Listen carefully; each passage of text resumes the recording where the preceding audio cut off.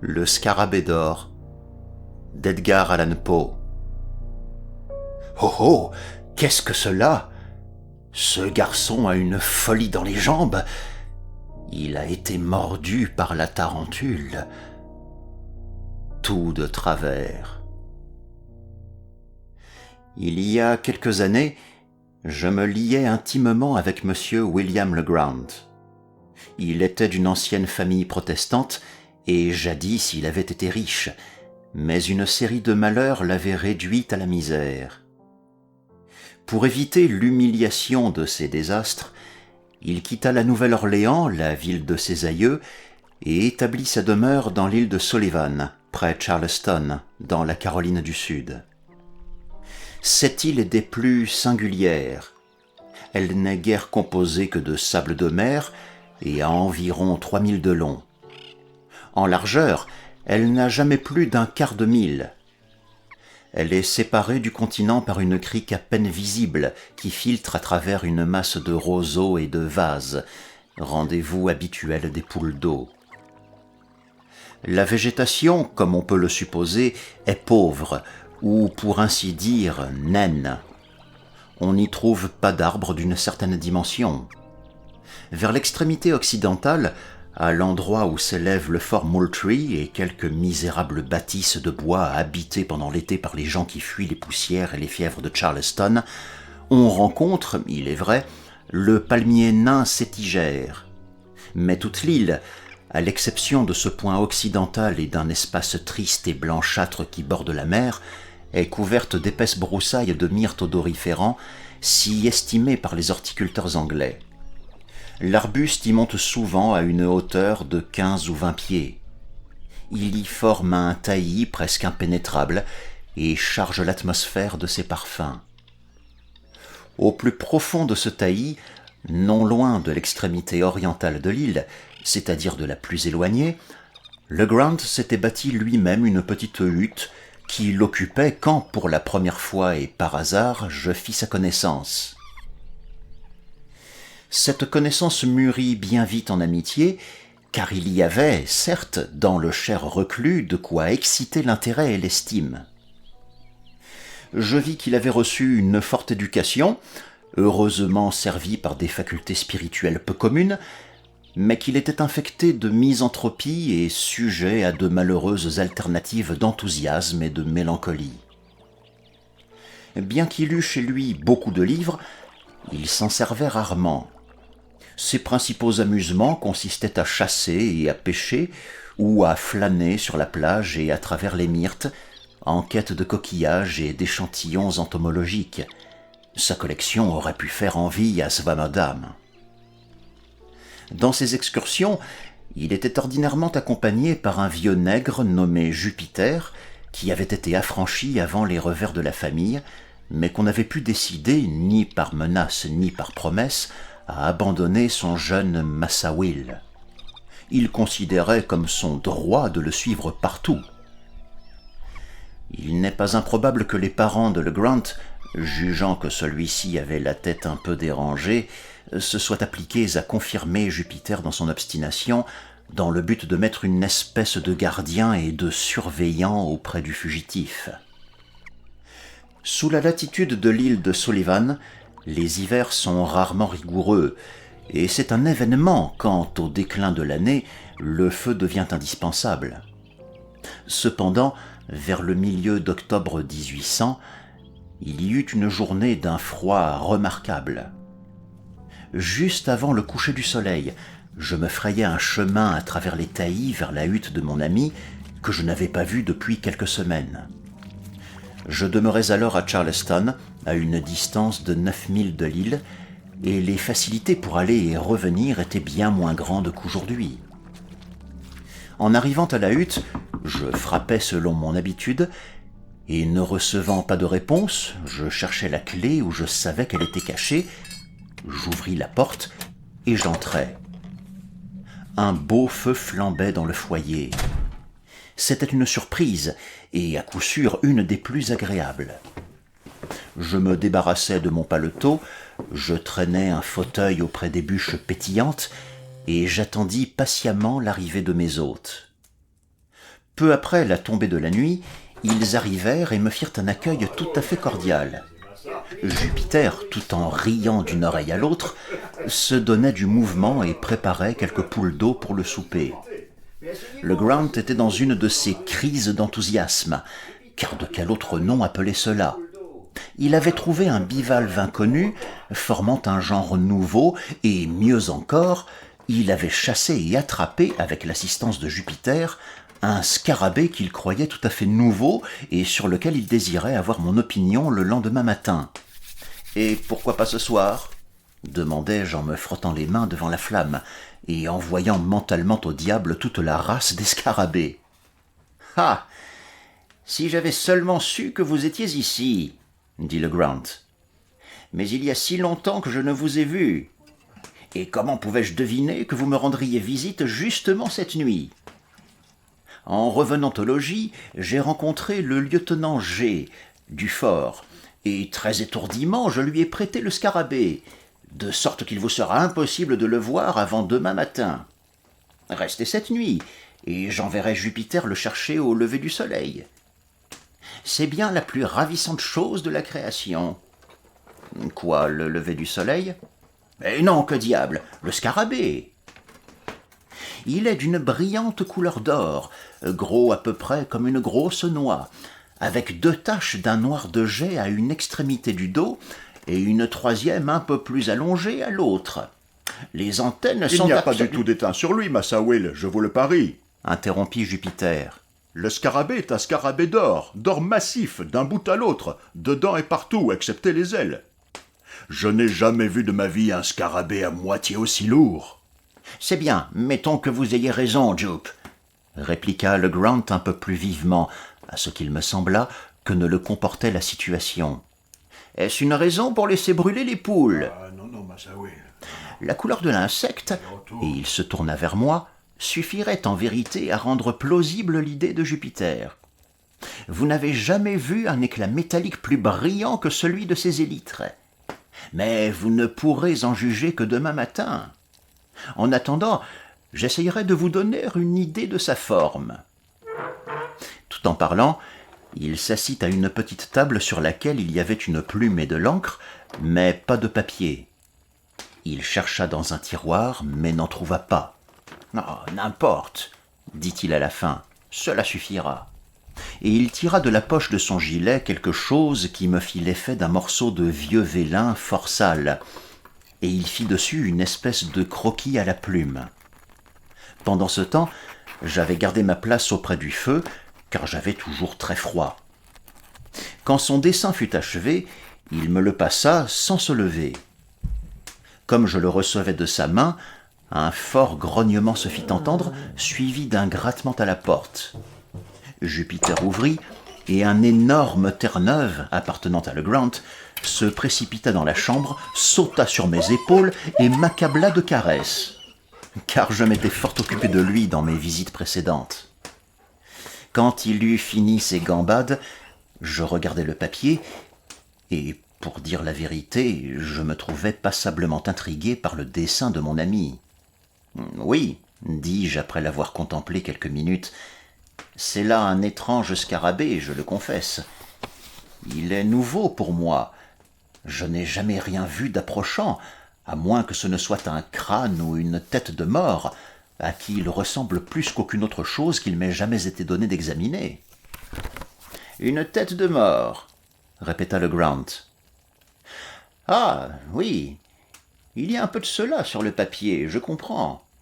Les 2 taches noires supérieures font les yeux, et la plus longue, qui est plus bas, figure une bouche, n'est-ce pas? D'ailleurs, la forme générale est ovale. »« C'est peut-être cela, dis-je. » Mais je crains, Legrand, que vous ne soyez pas très artiste. J'attendrai que j'aie vu la bête elle-même pour me faire une idée quelconque de sa physionomie. Fort bien. Je ne sais pas comment cela se fait, dit-il un peu piqué. Je dessine assez joliment, ou du moins je le devrais, car j'ai eu de bons maîtres, et je me flatte de n'être pas tout à fait une brute. Mais alors, mon cher camarade, dis-je, vous plaisantez. Ceci est un crâne fort passable. Je puis même dire que c'est un crâne parfait dans toutes les idées reçues relativement à cette partie de l'ostéologie, et votre scarabée serait le plus étrange de tous les scarabées du monde s'il ressemblait à ceci. Nous pourrions établir là-dessus quelques petites superstitions naissantes. Je présume que vous nommerez votre insecte Scarabeus caputominis, ou quelque chose d'approchant. Il y a dans les livres d'histoire naturelle beaucoup d'appellations de ce genre. Mais où sont les antennes dont vous parliez ? Les antennes, dit Legrand qui s'échauffait inexplicablement. Vous devez voir les antennes, j'en suis sûr. Je les ai faites aussi distinctes qu'elles le sont dans l'original, et je présume que cela est bien suffisant. À la bonne heure, dis-je. Mettons que vous les ayez faites. Toujours est-il vrai que je ne les vois pas.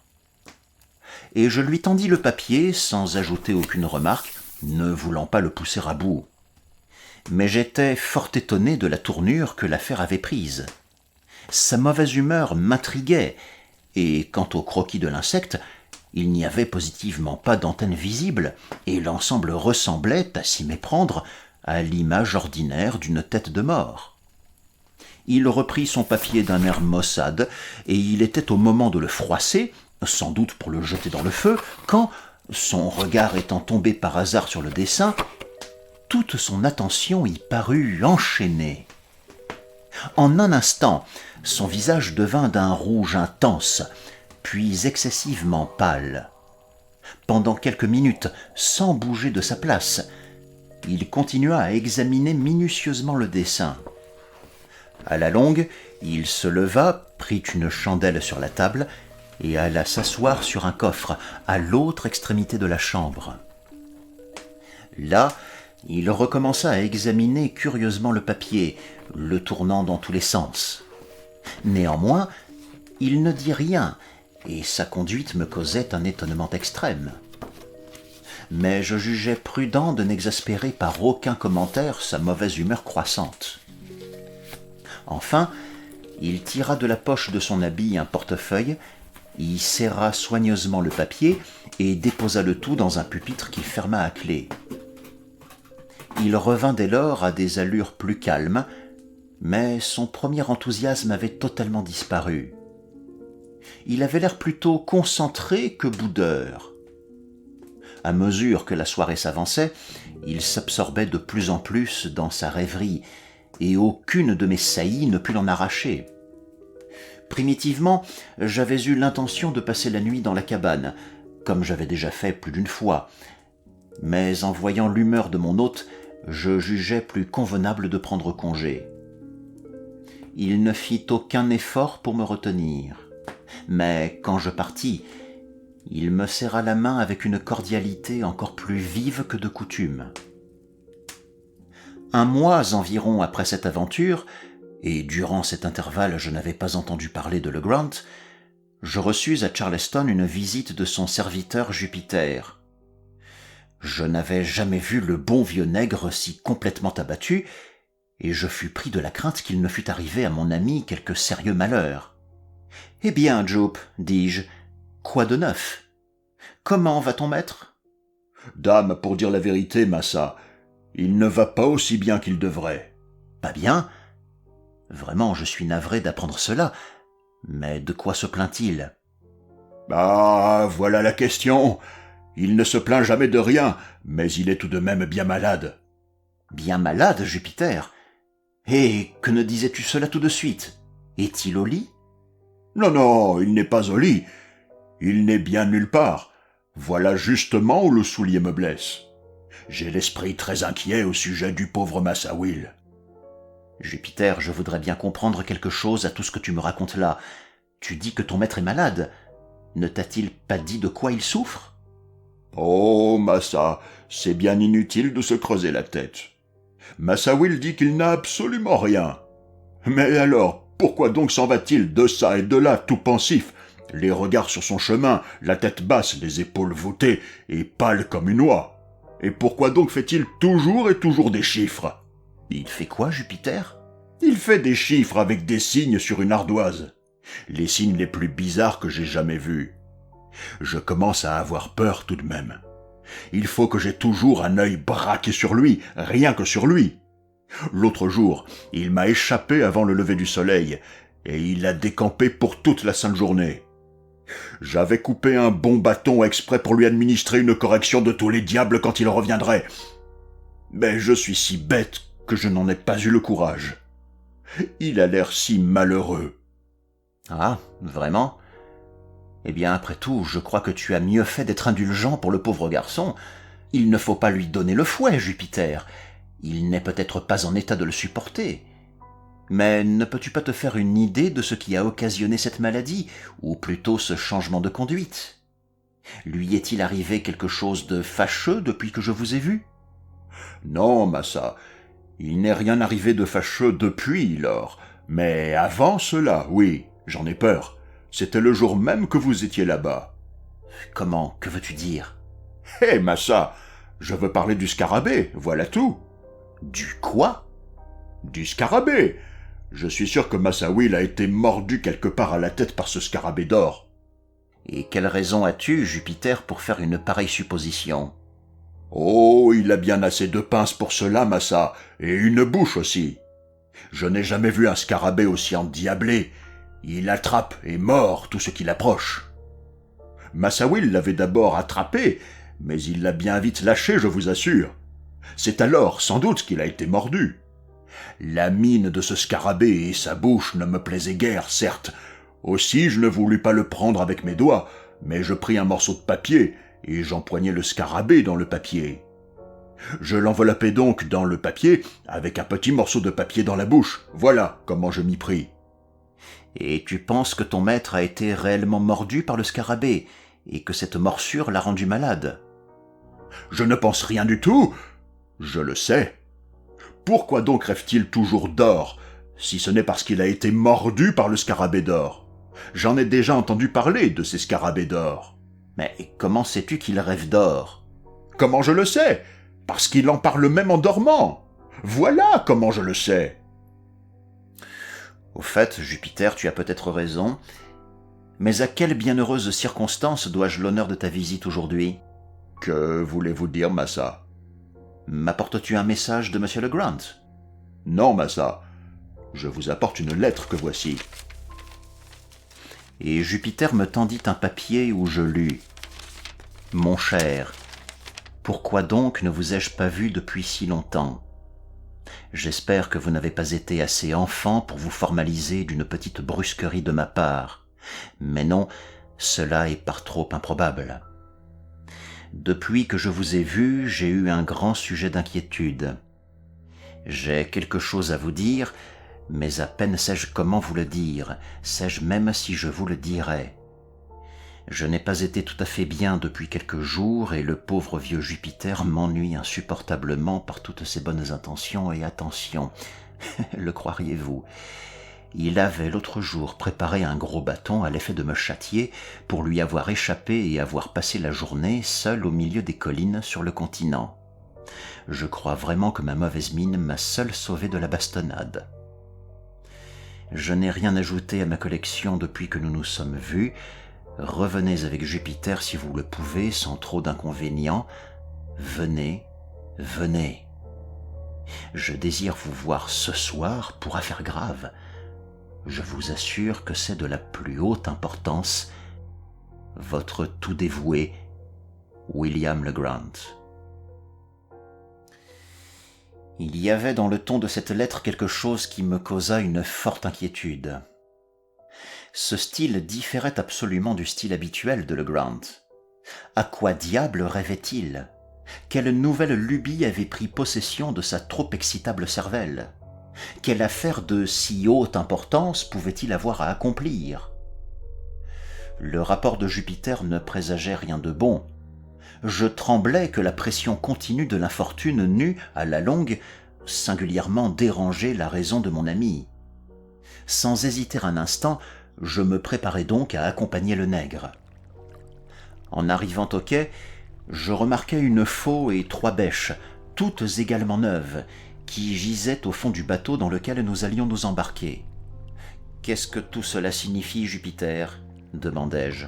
« Ça, c'est une faulx, massa, et des bêches. »« Je le vois bien, mais qu'est-ce que tout cela fait ici ?» Massa Will m'a dit d'acheter pour lui cette faulx et ces bêches à la ville, et je les ai payées bien cher. Cela nous coûte un argent de tous les diables. » « Mais au nom de tout ce qu'il y a de mystérieux, qu'est-ce que ton Massa Will a à faire de faulx et de bêches ?»« Oh, vous me demandez plus que je ne sais. Lui-même, massa, n'en sait pas davantage. Le diable m'emporte si je n'en suis pas convaincu, mais tout cela vient du scarabée. » Voyant que je ne pouvais tirer aucun éclaircissement de Jupiter, dont tout l'entendement paraissait absorbé par le scarabée, je descendis dans le bateau et je déployai la voile. Une belle et forte brise nous poussa bien vite dans la petite anse au nord du Fort Moultrie, et après une promenade de 2 milles environ, nous arrivâmes à la hutte. Il était à peu près 3 heures de l'après-midi. Le Ground nous attendait avec une vive impatience. Il me serra la main avec un empressement nerveux qui m'alarma et renforça mes soupçons naissants. Son visage était d'une pâleur spectrale, et ses yeux, naturellement fort enfoncés, brillaient d'un éclat surnaturel. Après quelques questions relatives à sa santé, je lui demandai, ne trouvant rien de mieux à dire, si le lieutenant G lui avait enfin rendu son scarabée. « Oh oui, » répliqua-t-il en rougissant beaucoup. « Je lui ai repris le lendemain matin. Pour rien au monde je ne me séparerai de ce scarabée. Savez-vous bien que Jupiter a tout à fait raison à son égard ?»« En quoi ?» demandai-je avec un triste pressentiment dans le cœur. « En supposant que c'est un scarabée d'or véritable. » Il dit cela avec un sérieux profond qui me fit indiciblement mal. « Ce scarabée est destiné à faire ma fortune, » continua-t-il avec un sourire de triomphe, « à me réintégrer dans mes possessions de famille. Est-il donc étonnant que je le tienne en si haut prix ? Puisque la fortune a jugé bon de me l'octroyer, je n'ai qu'à en user convenablement, et j'arriverai jusqu'à l'or dont il est l'indice. Jupiter, apporte-le-moi. »« Quoi ? Le scarabée, massa ? J'aime mieux n'avoir rien à démêler avec le scarabée. Vous saurez bien le prendre vous-même. » Là-dessus, le Ground se leva avec un air grave et imposant et alla me chercher l'insecte sous un globe de verre où il était déposé.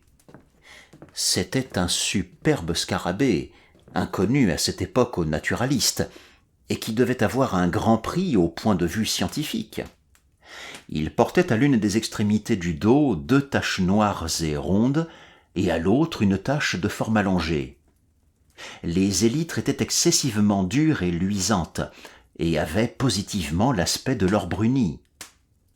L'insecte était remarquablement lourd, et tout bien considéré, je ne pouvais pas trop blâmer Jupiter de son opinion. Mais que le Grant s'entendit avec lui sur ce sujet, voilà qu'il m'était impossible de comprendre, et quand il se serait agi de ma vie, je n'aurais pas trouvé le mot de l'énigme.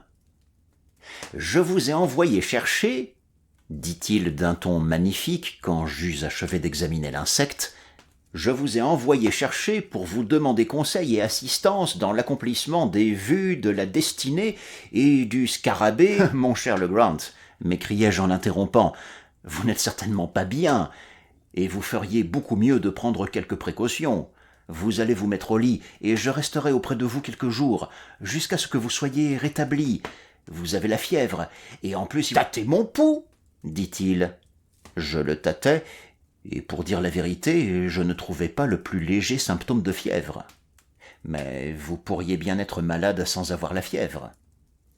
Permettez-moi, pour cette fois seulement, de faire le médecin avec vous. Avant toute chose, allez vous mettre au lit. Ensuite, vous vous trompez, interrompit-il. Je suis aussi bien que je puis espérer de l'être dans l'état d'excitation que j'endure. Si réellement vous voulez me voir tout à fait bien, vous soulagerez cette excitation. Et que faut-il faire pour cela? C'est très facile.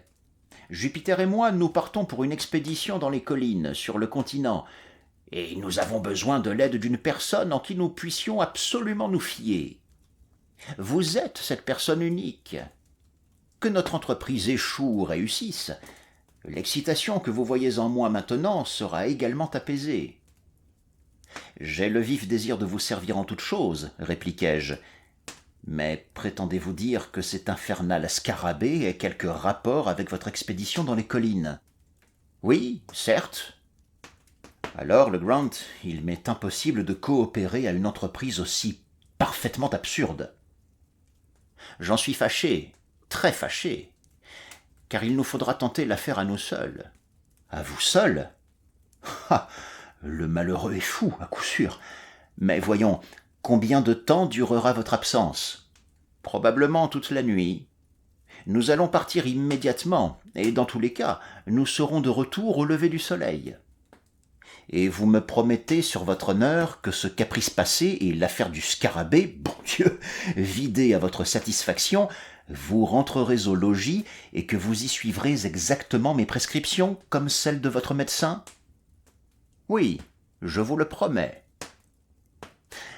Et maintenant, partons, car nous n'avons pas de temps à perdre. J'accompagnai mon ami, le cœur gros. À 4 heures, nous nous mîmes en route, Legrand, Jupiter, le chien et moi. Jupiter prit la faux et les bêches. Il insista pour s'en charger, plutôt, à ce qu'il me parut, par crainte de laisser un de ses instruments dans la main de son maître que par excès de zèle et de complaisance. Il était d'ailleurs d'une humeur de chien, et ces mots « damné scarabée » furent les seuls qui lui échappèrent tout le long du voyage. J'avais, pour ma part, la charge de 2 lanternes sourdes. Quant à Legrand, il s'était contenté du scarabée qu'il portait attaché au bout d'un morceau de ficelle et qu'il faisait tourner autour de lui tout en marchant, avec des airs de magicien. Quand j'observais ce symptôme suprême de démence dans mon pauvre ami, je pouvais à peine retenir mes larmes. Je pensais toutefois qu'il valait mieux épouser sa fantaisie, au moins pour le moment, ou jusqu'à ce que je puisse prendre quelques mesures énergiques avec chance de succès. Cependant, j'essayais, mais fort inutilement, de le sonder relativement au but de l'expédition. Il avait réussi à me persuader de l'accompagner et semblait désormais peu disposé à lier conversation sur un sujet d'une si maigre importance. À toutes mes questions, il ne daignait répondre que par un « nous verrons bien ». Nous traversâmes dans un esquif la crique à la pointe de l'île et, grimpant sur les terrains montueux de la rive opposée, nous nous dirigeâmes vers le nord-ouest, à travers un pays horriblement sauvage et désolé, où il était impossible de découvrir la trace d'un pied humain. Legrand suivait sa route avec décision, s'arrêtant seulement de temps en temps pour consulter certaines indications qu'il paraissait avoir laissées lui-même dans une occasion précédente. Nous marchâmes ainsi 2 heures environ, et le soleil était au moment de se coucher quand nous entrâmes dans une région infiniment plus sinistre que tout ce que nous avions vu jusqu'alors. C'était une espèce de plateau au sommet d'une montagne affreusement escarpée, couverte de bois de la base au sommet, et semée d'énormes blocs de pierre qui semblaient éparpillés pêle-mêle sur le sol, et dont plusieurs se seraient infailliblement précipités dans les vallées inférieures sans le secours des arbres contre lesquels ils s'appuyaient. De profondes ravines irradiaient dans diverses directions et donnaient à la scène un caractère de solennité plus lugubre. La plateforme naturelle sur laquelle nous étions grimpés était si profondément encombrée de ronces que nous vîmes bien que, sans la faux, il nous eût été impossible de nous frayer un passage. Jupiter, d'après les ordres de son maître, commença à nous éclaircir un chemin jusqu'au pied d'un tulipier gigantesque qui se dressait, en compagnie de 8 ou 10 chênes, sur la plateforme, et les surpassait tous, ainsi que tous les arbres que j'avais vus jusqu'alors, par la beauté de sa forme et de son feuillage, par l'immense développement de son branchage et par la majesté générale de son aspect. Quand nous eûmes atteint cet arbre, le Grant se tourna vers Jupiter et lui demanda s'il se croyait capable d'y grimper. Le pauvre vieux parut légèrement étourdi par cette question et resta quelques instants sans répondre. Cependant, il s'approcha de l'énorme tronc, en fit lentement le tour et l'examina avec une attention minutieuse. Quand il eut achevé son examen, il dit simplement « Oui, Massa. Jup n'a pas vu d'arbre où il ne puisse grimper. »« Alors monte. Allons, allons, et rondement, car il fera bientôt trop noir pour voir ce que nous faisons. »« Jusqu'où faut-il monter, Massa ?» demanda Jupiter. « Grimpe d'abord sur le tronc, et puis je te dirai quel chemin tu dois suivre. Ah, un instant. Prends ce scarabée avec toi. »« Le scarabée, Massa Will? Le scarabée d'or ?» cria le nègre reculant de frayeur. « Pourquoi donc faut-il que je porte avec moi ce scarabée sur l'arbre? Que je sois damné si je le fais !»« Jup, si vous avez peur, vous, un grand nègre, un gros et fort nègre, de toucher à un petit insecte mort et inoffensif, eh bien, vous pouvez l'emporter avec cette ficelle. Mais si vous ne l'emportez pas avec vous d'une manière ou d'une autre, je serai dans la cruelle nécessité de vous fendre la tête avec cette bêche. »« Mon Dieu, qu'est-ce qu'il y a donc, Massa ?» dit Jup, que la honte rendait évidemment plus complaisant. « Il faut toujours que vous cherchiez noise à votre vieux nègre. C'est une farce, voilà tout. Moi, avoir peur du scarabée? Je m'en soucie bien du scarabée. » Et il prit avec précaution l'extrême bout de la corde, et, maintenant l'insecte aussi loin de sa personne que les circonstances le permettaient, il se mit en devoir de grimper à l'arbre. Dans sa jeunesse, le tulipier, ou Lyriodendron tulipiferum, le plus magnifique des forestiers américains, a un tronc singulièrement lisse et s'élève souvent à une grande hauteur, sans pousser de branches latérales. Mais quand il arrive à sa maturité, l'écorce devient rugueuse et inégale, et de petits rudiments de branches se manifestent en grand nombre sur le tronc. Aussi, l'escalade, dans le cas actuel, était beaucoup plus difficile en apparence qu'en réalité. Embrassant de son mieux l'énorme cylindre avec ses bras et ses genoux, empoignant avec les mains quelques-unes des pouces, appuyant ses pieds nus sur les autres, Jupiter, après avoir failli tomber une ou deux fois, se hissa à la longue jusqu'à la première grande fourche, et sembla dès lors regarder la besogne comme virtuellement accomplie. En effet, le risque principal de l'entreprise avait disparu, bien que le brave nègre se trouvât à 60 ou 70 pieds du sol. « De quel côté faut-il que j'aille maintenant, Massa Will ?» demanda-t-il. « Suis toujours la plus grosse branche, celle de ce côté, » dit le Grant. Le nègre lui obéit promptement et apparemment sans trop de peine. Il monta toujours plus haut, de sorte qu'à la fin, sa personne rampante et ramassée disparut dans l'épaisseur du feuillage. Il était tout à fait invisible. Alors, sa voix lointaine se fit entendre. Il criait. « Jusqu'où faut-il monter encore ?»« À quelle hauteur es-tu » demanda le Grant. « Si haut, répliqua le nègre. Que je peux voir le ciel à travers le sommet de l'arbre. »« Ah, ne t'occupe pas du ciel, mais fais attention à ce que je te dis. Regarde le tronc et compte les branches au-dessus de toi, de ce côté. Combien de branches as-tu passé ?»« 1, 2, 3, 4, 5. J'ai passé 5 grosses branches, Massa, de ce côté-ci. »« Alors monte encore d'une branche. » Au bout de quelques minutes, sa voix se fit entendre de nouveau. Il annonçait qu'il avait atteint la 7e branche. J'ai atteint la 7e branche. « Maintenant, Jup !» cria le Grant, en proie à une agitation manifeste. « Il faut que tu trouves le moyen de t'avancer sur cette branche aussi loin que tu pourras. Si tu vois quelque chose de singulier, tu me le diras. » Dès lors, les quelques doutes que j'avais essayé de conserver relativement à la démence de mon pauvre ami disparurent complètement. Je ne pouvais plus ne pas le considérer comme frappé d'aliénation mentale, et je commençais à m'inquiéter sérieusement des moyens de le ramener au logis. Pendant que je méditais sur ce que j'avais de mieux à faire, la voix de Jupiter se fit entendre de nouveau. « J'ai bien peur de m'aventurer un peu plus loin sur cette branche.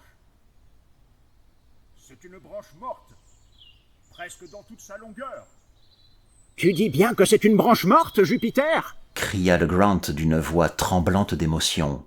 « Oui, Massa, morte comme un vieux clou de porte. C'est une affaire faite, elle est bien morte, tout à fait sans vie. » « Au nom du ciel, que faire ?» demanda le Grant qui semblait en proie à un vrai désespoir. « Que faire ?» dis-je, heureux de saisir l'occasion pour placer un mot raisonnable. « Retournez au logis et nous aller coucher. Allez, venez, soyez gentil, mon camarade, il se fait tard.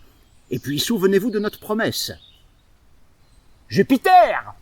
cria-t-il sans m'écouter le moins du monde. « M'entends-tu ?»« Oui, Massa Will, je vous entends parfaitement. » « Entame donc le bois avec ton couteau, et dis-moi si tu le trouves bien pourri. »« Pourri, Massa, assez pourri. » répliqua bientôt le nègre. « Mais pas aussi pourri qu'il pourrait l'être. Je pourrais m'aventurer un peu plus sur la branche, mais moi seul. »« Toi seul? Qu'est-ce que tu veux dire ?»« Je veux parler du scarabée. Il est bien lourd, le scarabée. Si je le lâchais d'abord, la branche porterait bien, sans casser, le poids d'un nègre tout seul. »« Ah, infernal coquin !» cria le Grant qui avait l'air fort soulagé. « Quelle sottise me chantes-tu là? Si tu laisses tomber l'insecte, je te tords le cou. Fais-y attention, Jupiter. Tu m'entends, n'est-ce pas? » »« Oui, Massa, ce n'est pas la peine de traiter comme ça un pauvre nègre. »« Eh bien, écoute-moi maintenant. Si tu te hasardes sur la branche aussi loin que tu pourras le faire sans danger et sans lâcher le scarabée, je te ferai un cadeau d'$1 d'argent aussitôt que tu seras descendu. » »« J'y vais, Massa Will. »«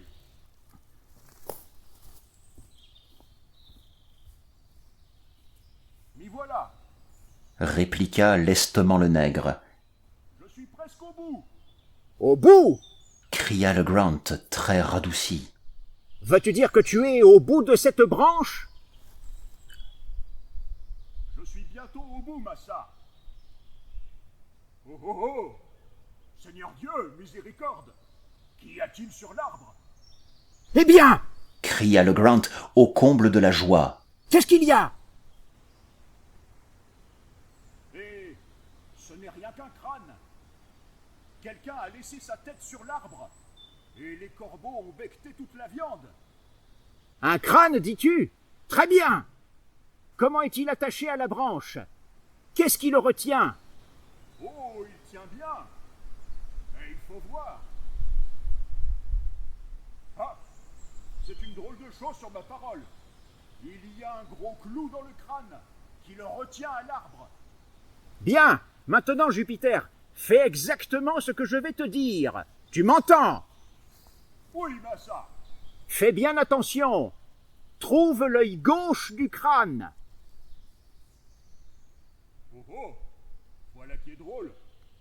Il n'y a pas d'œil gauche du tout. »« Ah, maudite stupidité! Sais-tu distinguer ta main droite de ta main gauche? » »« Oui, je sais. Je sais tout cela. Ma main gauche est celle avec laquelle je fends le bois. »« Sans doute tu es gaucher, et ton œil gauche est du même côté que ta main gauche.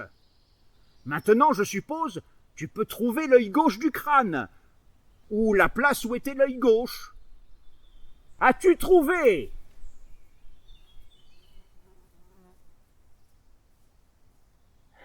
Il y eut ici une longue pause. Enfin, le nègre demanda. « L'œil gauche du crâne est aussi du même côté que la main gauche du crâne. Mais le crâne n'a pas de main du tout. »« Ah, cela ne fait rien. J'ai trouvé l'œil gauche. Voilà l'œil gauche. Que faut-il faire maintenant? » Laisse filer le scarabée à travers, aussi loin que la ficelle peut aller. Mais prends bien garde de lâcher le bout de la corde. Voilà qui est fait, Massa Will. C'était chose facile de faire passer le scarabée par le trou. Tenez, voyez-le descendre. Pendant tout ce dialogue, la personne de Jupiter était restée invisible. Mais l'insecte qu'il laissait filer apparaissait maintenant au bout de la ficelle et brillait comme une boule d'or brunie au dernier rayon du soleil couchant, dont quelques-uns éclairaient encore faiblement l'éminence où nous étions placés. Le scarabée, en descendant, émergeait des branches, et si Jupiter l'avait laissé tomber, il serait tombé à nos pieds. Le Grant prit immédiatement la faux et éclaircit un espace circulaire de 3 ou 4 yards de diamètre, juste au-dessous de l'insecte, et ayant achevé cette besogne, ordonna à Jupiter de lâcher la corde et de descendre de l'arbre. Avec un soin scrupuleux, mon ami enfonça dans la terre une cheville, à l'endroit précis où le scarabée était tombé, et tira de sa poche un ruban à mesurer.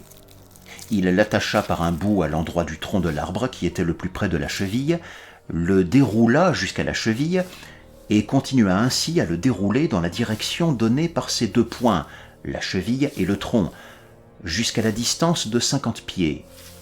Pendant ce temps, Jupiter nettoyait les ronces avec la faux. Au point ainsi trouvé, il enfonça une seconde cheville, qu'il prit comme centre et autour duquel il décrivit grossièrement un cercle de 4 pieds de diamètre environ. Il s'empara alors d'une bêche, en donna une à Jupiter, une à moi, et nous pria de creuser aussi vivement que possible. Pour parler franchement, je n'avais jamais eu beaucoup de goût pour un pareil amusement, et dans le cas présent, je m'en serais bien volontiers passé.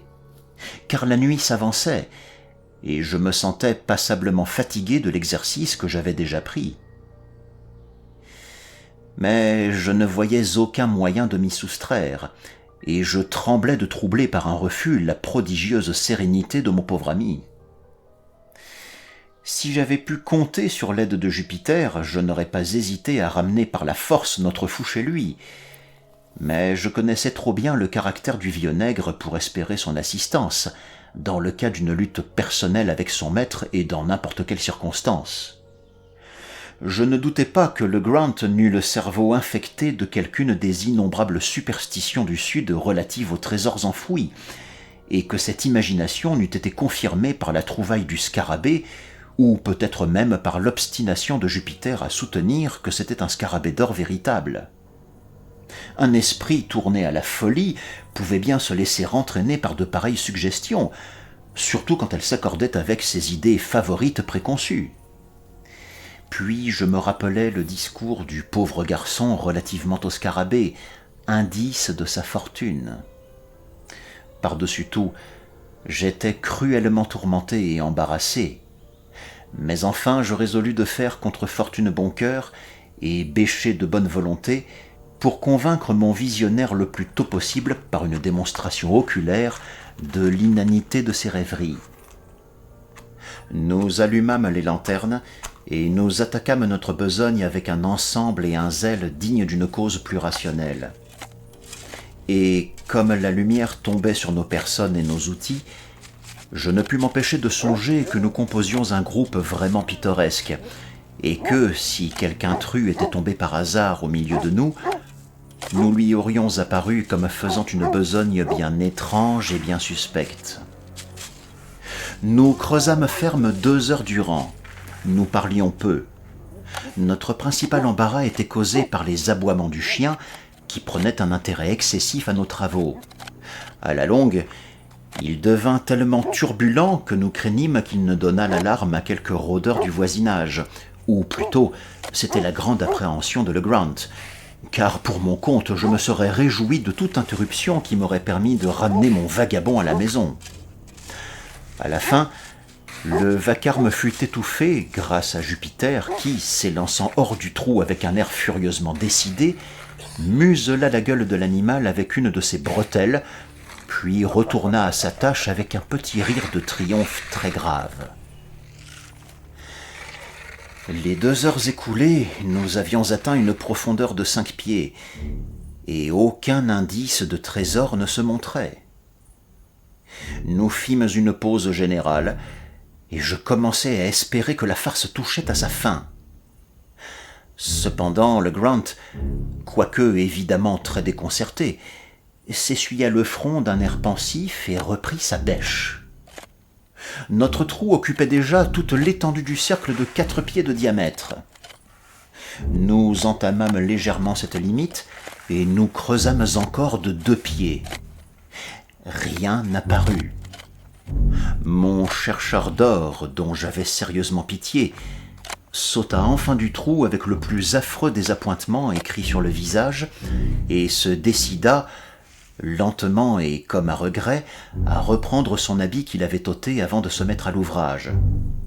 Pour moi, je me gardais bien de faire aucune remarque.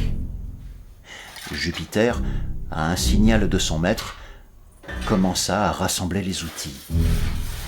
Cela fait, et le chien étant démuselé, nous reprîmes notre chemin dans un profond silence.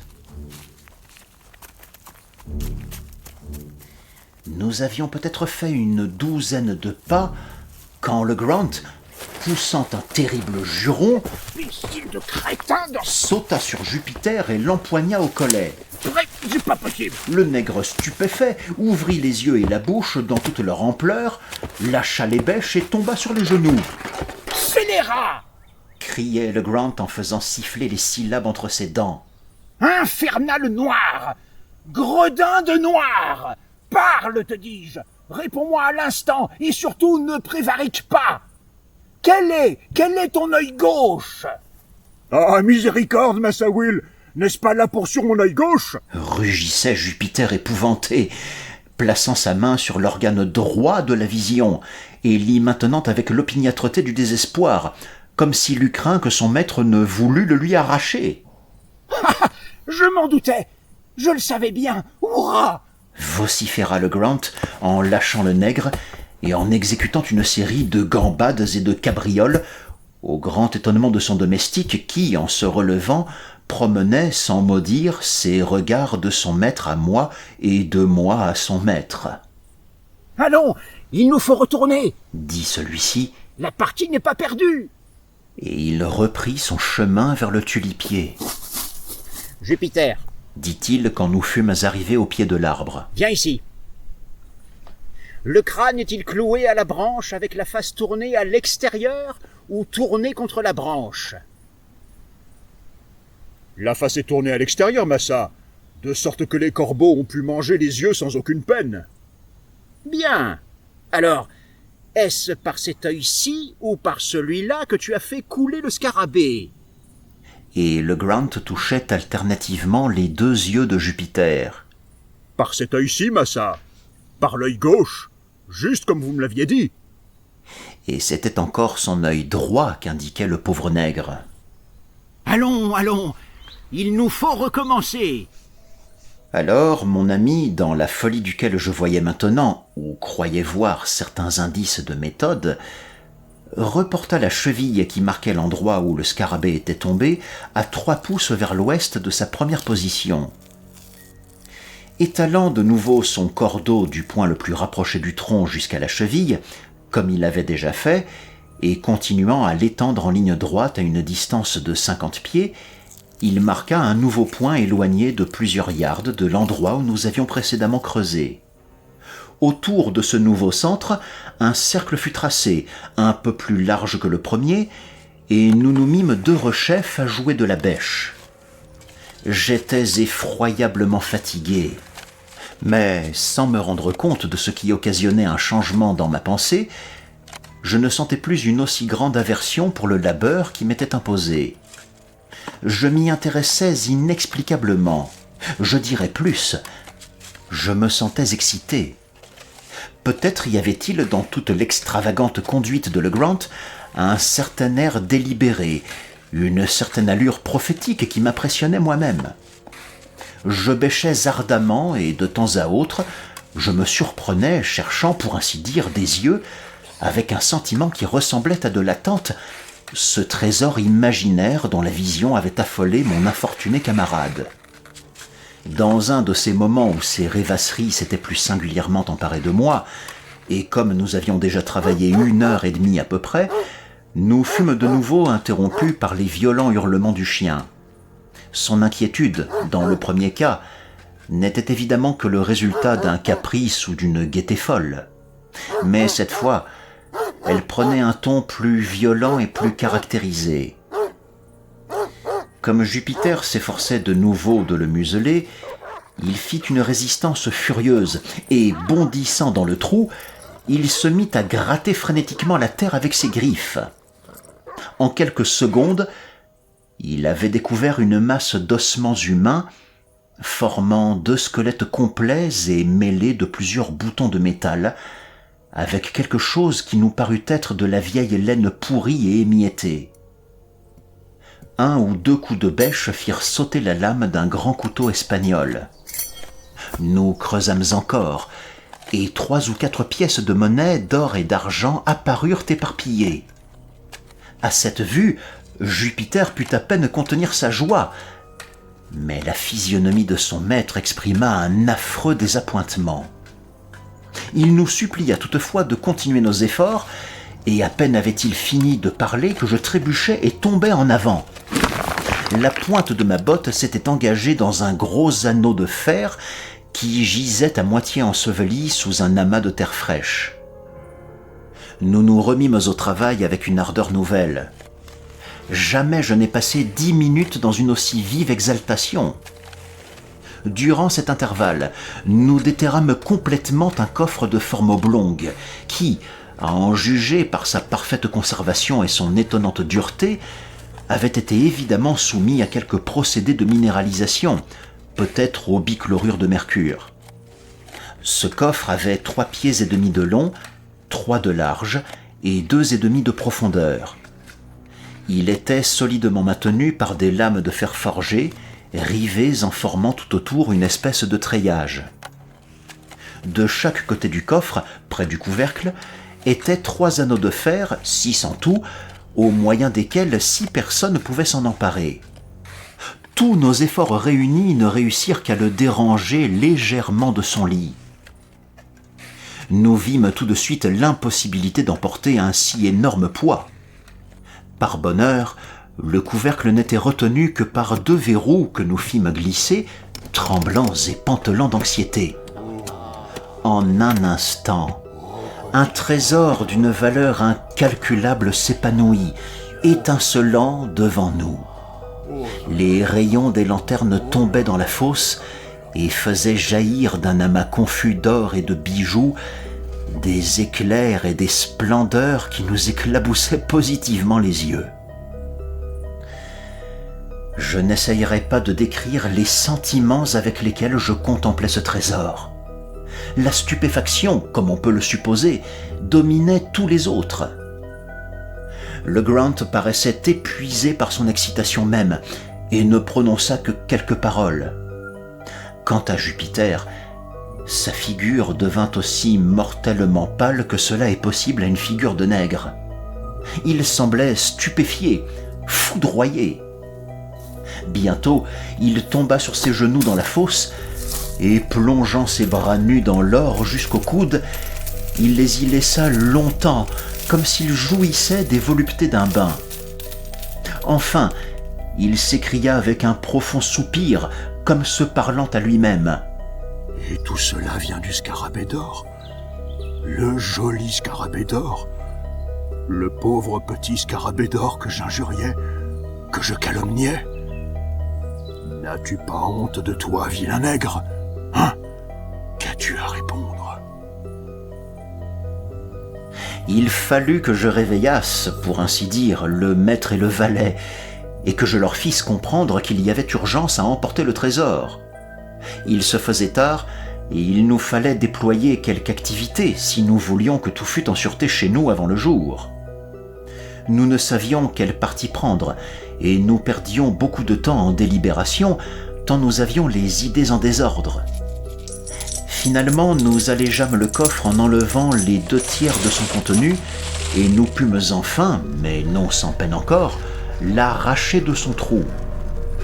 Les objets que nous en avions tirés furent déposés parmi les ronces et confiés à la garde du chien, à qui Jupiter enjoignit strictement de ne bouger sous aucun prétexte, et de ne pas même ouvrir la bouche jusqu'à notre retour.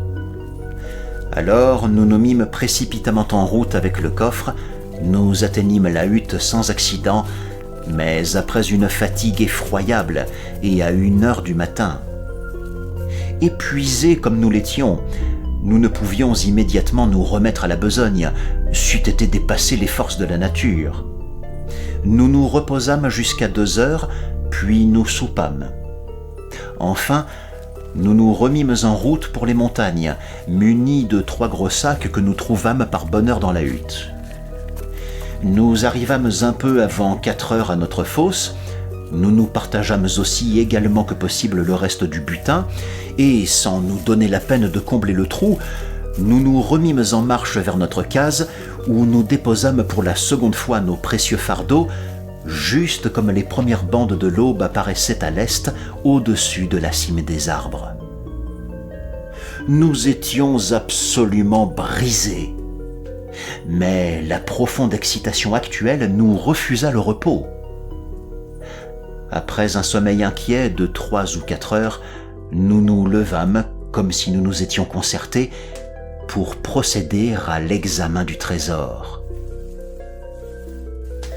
Le coffre avait été rempli jusqu'au bord, et nous passâmes toute la journée et la plus grande partie de la nuit suivante à inventorier son contenu. On n'y avait mis aucune espèce d'ordre ni d'arrangement. Tout y avait été empilé pêle-mêle. Quand nous eûmes fait soigneusement un classement général, nous nous trouvâmes en possession d'une fortune qui dépassait tout ce que nous avions supposé.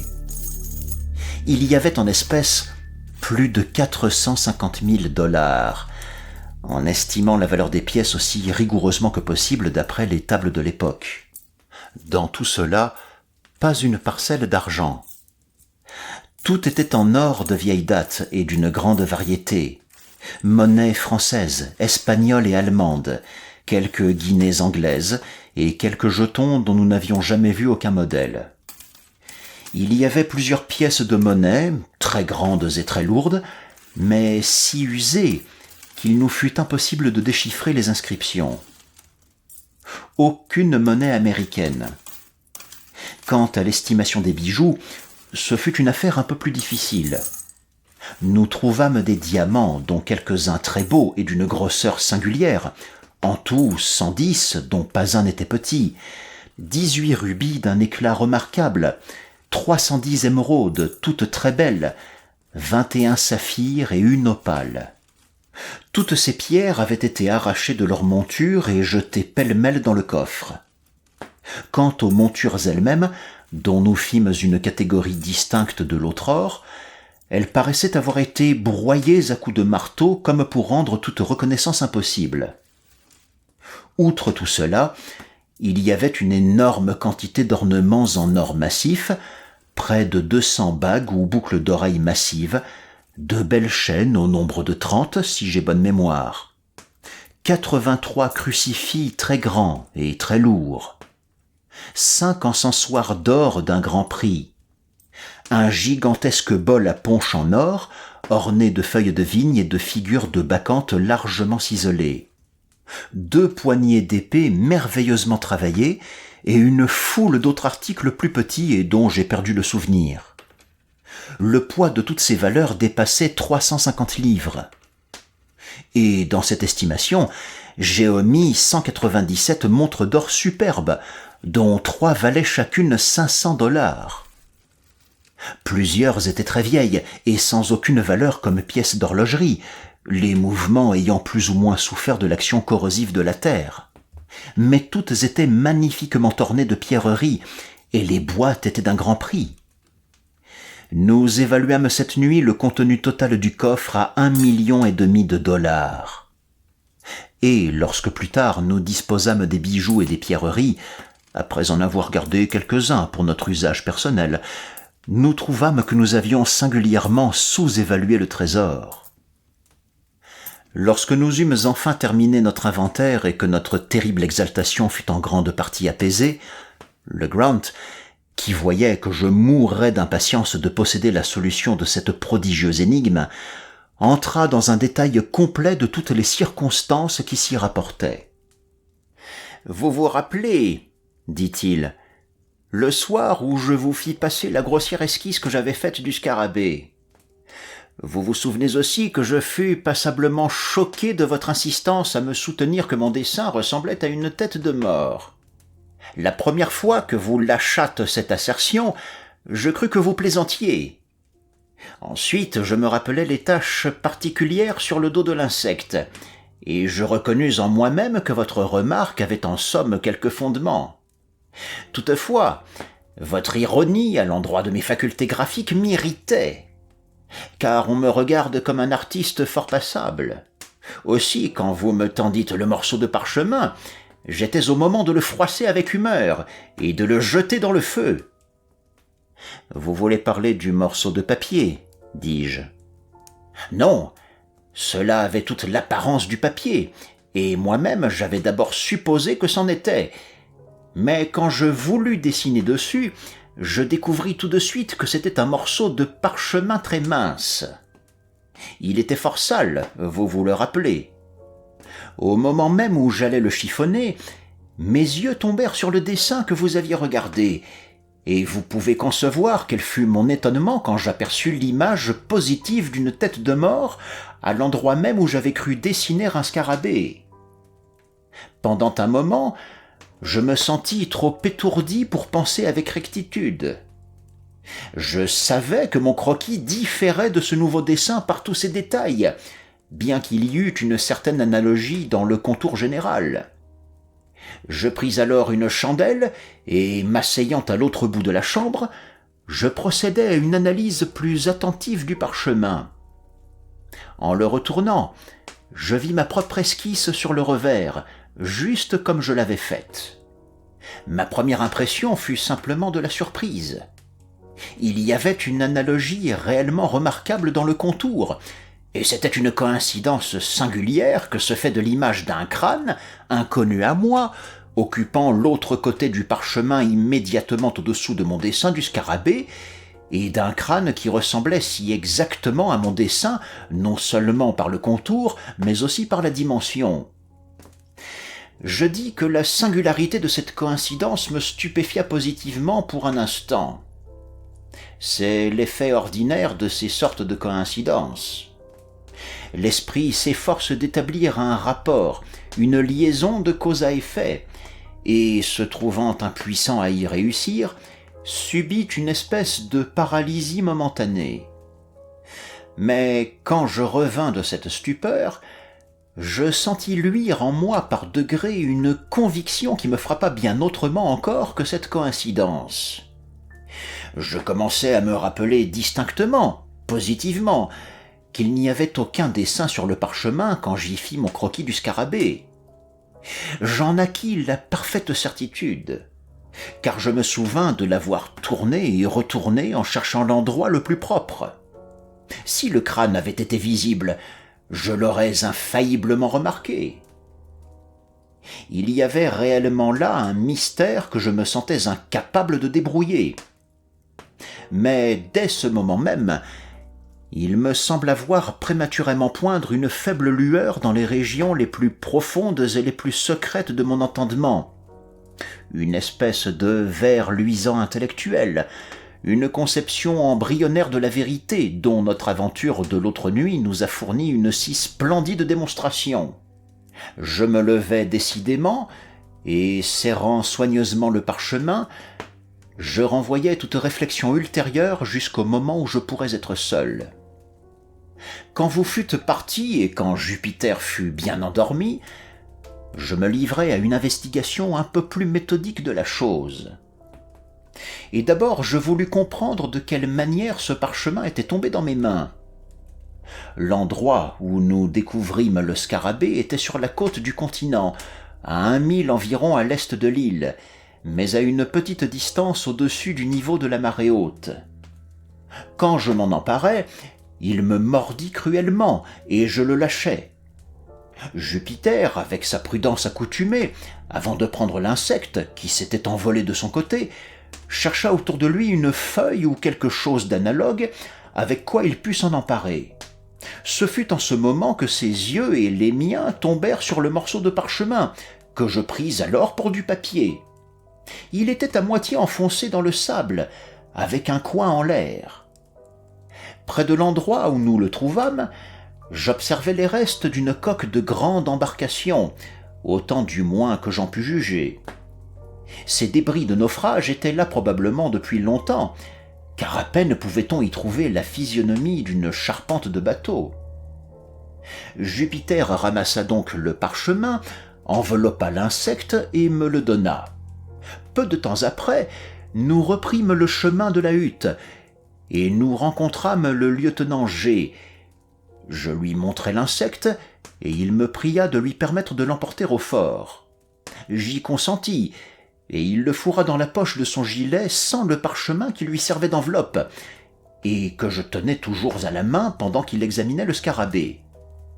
Peut-être eut-il peur que je ne changeasse d'avis, et jugea-t-il prudent de s'assurer d'abord de sa prise. Vous savez qu'il est fou d'histoire naturelle et de tout ce qui s'y rattache. Il est évident qu'alors, sans y penser, j'ai remis le parchemin dans ma poche.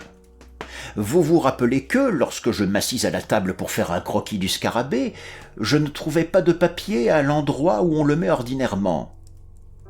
Je regardai dans le tiroir, il n'y en avait point. Je cherchai dans mes poches, espérant trouver une vieille lettre, quand mes doigts rencontrèrent le parchemin. Je vous détaille minutieusement toute la série de circonstances qui l'ont jeté dans mes mains, car toutes ces circonstances ont singulièrement frappé mon esprit.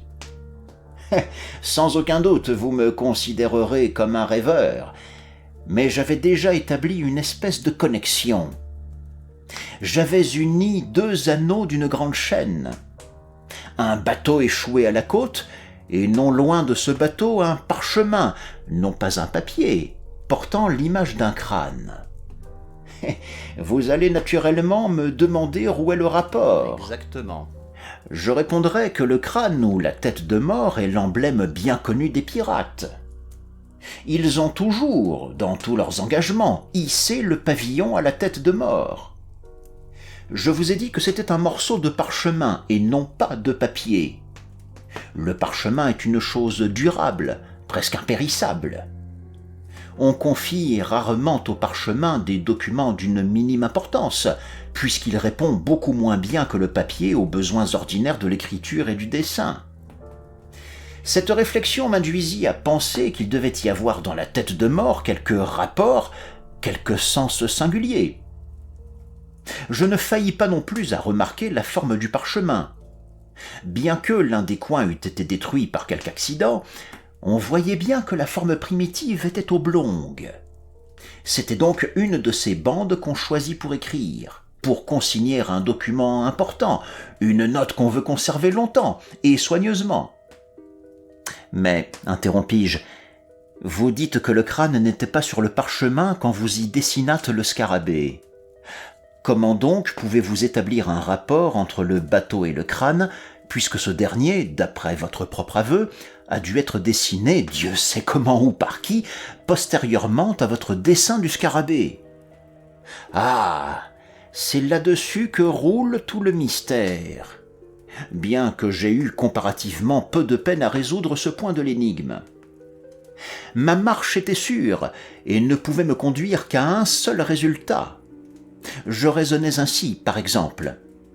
Quand je dessinais mon scarabée, il n'y avait pas de trace de crâne sur le parchemin.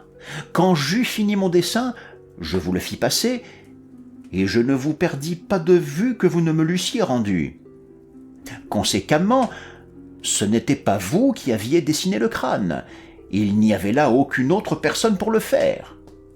Il n'avait donc pas été créé par l'action humaine, et cependant il était là, sous mes yeux. Arrivé à ce point de mes réflexions, je m'appliquai à me rappeler, et je me rappelai en effet, et avec une parfaite exactitude, tous les incidents survenus dans l'intervalle en question. La température était froide. Oh, l'heureux, le rare accident. Et un bon feu flambait dans la cheminée. J'étais suffisamment réchauffé par l'exercice, et je m'assis près de la table. Vous, cependant, vous aviez tourné votre chaise tout près de la cheminée. Juste au moment où je vous mis le parchemin dans la main, et comme vous alliez l'examiner, Wolfe, mon Terre-Neuve, entra et vous sauta sur les épaules. Vous le caressiez avec la main gauche, et vous cherchiez à l'écarter, en laissant tomber nonchalamment votre main droite, celle qui tenait le parchemin, entre vos genoux et tout près du feu. Je crus un moment que la flamme allait l'atteindre, et j'allais vous dire de prendre garde. Mais avant que j'eusse parlé, vous l'aviez retiré, et vous vous étiez mis à l'examiner. Quand j'eus bien considéré toutes ces circonstances, je ne doutais pas un instant que la chaleur n'eût été l'agent qui avait fait apparaître sur le parchemin le crâne dont je voyais l'image. Vous savez bien qu'il y en a eu de tout temps, des préparations chimiques au moyen desquelles on peut écrire sur du papier ou sur du vélin des caractères qui ne deviennent visibles que lorsqu'ils sont soumis à l'action du feu. On emploie quelquefois le safre, digéré dans l'eau régale et délayé dans 4 fois son poids d'eau. Il en résulte une teinte verte. Le régule de cobalt, dissous dans l'esprit de nitre, donne une couleur rouge. Ces couleurs disparaissent plus ou moins longuement après que la substance sur laquelle on a écrit s'est refroidie, mais reparaissent à volonté par une application nouvelle de la chaleur. J'examinai alors la tête de mort avec le plus grand soin. Les contours extérieurs, c'est-à-dire les plus rapprochés du bord du vélin, étaient beaucoup plus distincts que les autres. Évidemment, l'action du calorique avait été imparfaite ou inégale. J'allumai immédiatement du feu et je soumis chaque partie du parchemin à une chaleur brûlante. D'abord, cela n'eut d'autre effet que de renforcer les lignes un peu pâles du crâne. Mais en continuant l'expérience, je vis apparaître dans un coin de la bande, au coin diagonalement opposé à celui où était tracée la tête de mort, une figure que je supposais d'abord être celle d'une chèvre. Mais un examen plus attentif me convainquit qu'on avait voulu représenter un chevreau. « dis-je, je n'ai certes pas le droit de me moquer de vous. 1,5 million de dollars, c'est chose trop sérieuse pour qu'on en plaisante. Mais vous n'allez pas ajouter un 3e anneau à votre chaîne. Vous ne trouverez aucun rapport spécial entre vos pirates et une chèvre. Les pirates, vous le savez, n'ont rien à faire avec les chèvres. Cela regarde les fermiers. Mais je viens de vous dire que l'image n'était pas celle d'une chèvre. Oui, bon, va pour un chevreau. C'est presque la même chose. Presque, mais pas tout à fait, dit le Grant. Vous avez entendu parler peut-être d'un certain Capitaine Kidd. Je considérais tout de suite la figure de cet animal comme une espèce de signature logographique ou hiéroglyphique. Kidd, chevreau. Je dis signature parce que la place qu'elle occupait sur le vélin suggérait naturellement cette idée. Quant à la tête de mort placée au coin diagonalement opposé, elle avait l'air d'un sceau, d'une estampille. Mais je fus cruellement déconcerté par l'absence du reste, du corps même de mon document rêvé, du texte de mon contexte. Je présume que vous espériez trouver une lettre entre le timbre et la signature. Quelque chose comme cela. Le fait est que je me sentais comme irrésistiblement pénétré du pressentiment d'une immense bonne fortune imminente. Pourquoi ? Pourquoi ? Je ne saurais trop le dire. Après tout, peut-être était-ce plutôt un désir qu'une croyance positive. Mais croiriez-vous que le dire absurde de Jupiter, que le scarabée était en or massif, a eu une influence remarquable sur mon imagination ? Et puis, cette série d'accidents et de coïncidences était vraiment si extraordinaire. Avez-vous remarqué tout ce qu'il y a de fortuit là-dedans ? Il a fallu que tous ces événements arrivassent le seul jour de toute l'année où il a pu faire assez froid pour nécessiter du feu. Et sans ce feu et sans l'intervention du chien au moment précis où il apparut, je n'aurais jamais eu connaissance de la tête de mort et n'aurais jamais possédé ce trésor. Allez, allez, je suis sur des charbons. Eh bien, vous avez donc connaissance d'une foule d'histoires qui courent, de 1000 rumeurs vagues relatives au trésor enfoui quelque part sur la côte de l'Atlantique par Kidd et ses associés. En somme, tous ces bruits devaient avoir quelque fondement. Et si ces bruits duraient depuis si longtemps et avec tant de persistance, cela ne pouvait, selon moi, tenir qu'à un fait, c'est que le trésor enfoui était resté enfoui. Si Kidd avait caché son butin pendant un certain temps et l'avait ensuite repris, ces rumeurs ne seraient pas sans doute venues jusqu'à nous sous leur forme actuelle et invariable. Remarquez que les histoires en question roulent toujours sur des chercheurs et jamais sur des trouveurs de trésors. Si le pirate avait repris son argent, l'affaire en serait restée là.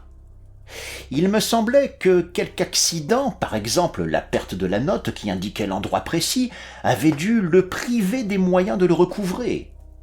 Je supposais que cet accident était arrivé à la connaissance de ses compagnons, qui autrement n'auraient jamais su qu'un trésor avait été enfoui, et qui, par leurs recherches infructueuses, sans guide et sans note positive, avaient donné naissance à cette rumeur universelle et à ces légendes aujourd'hui si communes. Avez-vous jamais entendu parler d'un trésor important qu'on aurait déterré sur la côte? Jamais. Or, il est notoire que Kidd avait accumulé d'immenses richesses. Je considérais donc comme chose sûre que la terre les gardait encore. Et vous ne vous étonnerez pas trop quand je vous dirai que je sentais en moi-même une espérance qui montait presque à la certitude. C'est que le parchemin, si singulièrement trouvé, contiendrait l'indication disparue du lieu où avait été fait le dépôt.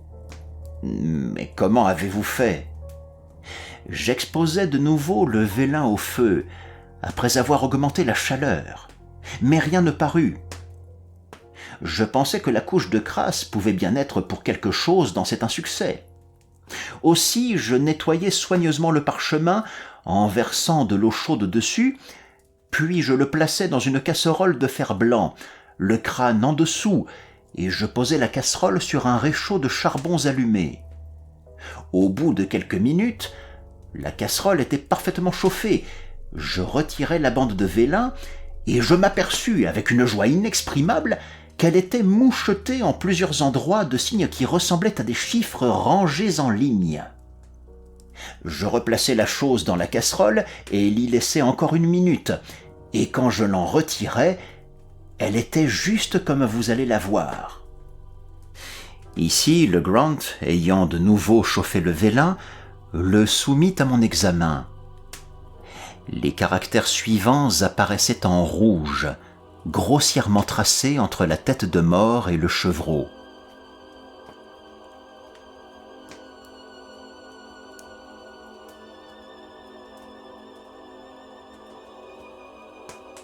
Mais, dis-je en lui tendant la bande de vélin, je n'y vois pas plus clair.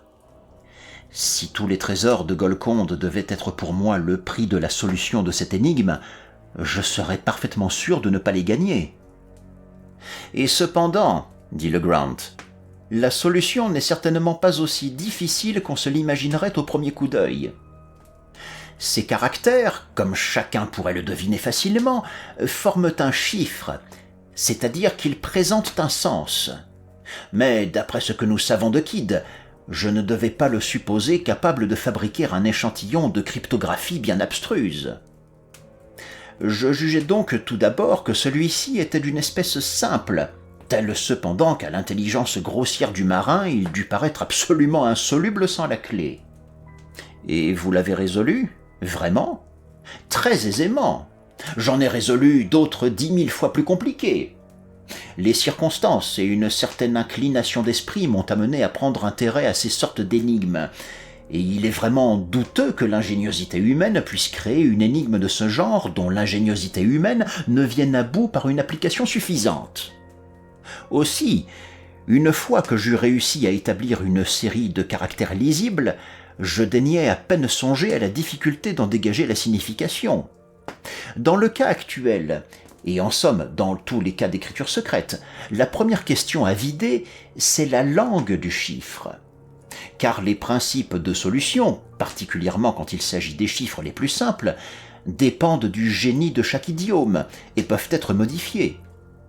En général, il n'y a pas d'autre moyen que d'essayer successivement, en se dirigeant suivant les probabilités, toutes les langues qui vous sont connues jusqu'à ce que vous ayez trouvé la bonne. Mais dans le chiffre qui nous occupe, toute difficulté à cet égard était résolue par la signature. Le rébus sur le mot kid n'est possible que dans la langue anglaise. Sans cette circonstance, j'aurais commencé mes essais par l'espagnol et le français, comme étant les langues dans lesquelles un pirate des mers espagnoles avait dû le plus naturellement enfermer un secret de cette nature. Mais dans le cas actuel, je présumais que le cryptogramme était anglais. Vous remarquez qu'il n'y a pas d'espace entre les mots. S'il y avait eu des espaces, la tâche eût été singulièrement plus facile. Dans ce cas, j'aurais commencé par faire une collation et une analyse des mots les plus courts, et si j'avais trouvé, comme cela est toujours probable, un mot d'une seule lettre, E ou I, un « je » par exemple, j'aurais considéré la solution comme assurée. Mais puisqu'il n'y avait pas d'espace, mon premier devoir était de relever les lettres prédominantes, ainsi que celles qui se rencontraient le plus rarement. Je les comptais toutes, et je dressais la table que voici. Le caractère 8 se trouve 33 fois.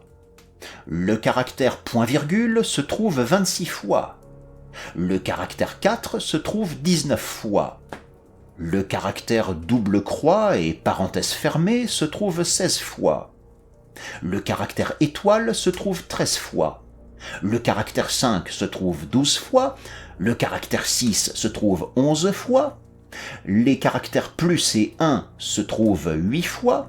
Le caractère 0 se trouve 6 fois. Les caractères 9 et 2 se trouvent 5 fois. Les caractères 2 points et 3 se trouvent 4 fois. Le caractère point d'interrogation se trouve 3 fois. Le caractère point d'exclamation se trouve 2 fois. Et les caractères moins et point se trouvent 1 fois. Or, la lettre qui se rencontre le plus fréquemment en anglais est E. Les autres lettres se succèdent dans cet ordre: A, O, I, D, H, N, R, S, T, U, Y, C, F, G, L, M, W, B, K, P, G, X, Z. E prédomine si singulièrement qu'il est très rare de trouver une phrase d'une certaine longueur dont il ne soit pas le caractère principal. Nous avons donc, tout en commençant, une base d'opération qui donne quelque chose de mieux qu'une conjecture. L'usage général qu'on peut faire de cette table est évident. Mais pour ce chiffre particulier, nous ne nous en servirons que très médiocrement. Puisque notre caractère dominant est 8, nous commencerons par le prendre pour le E de l'alphabet naturel. Pour vérifier cette supposition, voyons si le 8 se retrouve souvent double, car le E se retrouve très fréquemment en anglais, comme par exemple dans les mots meet, fleet, speed, seen, been, agree, etc. Or, dans le cas présent, nous voyons qu'il n'est pas redoublé moins de 5 fois, bien que le cryptogramme soit très court. Donc 8 représentera E. Maintenant, de tous les mots de la langue, the est le plus utilisé. Conséquemment, il nous faut voir si nous ne trouverons pas répéter plusieurs fois la même combinaison de 3 caractères, ce 8 étant le dernier des 3.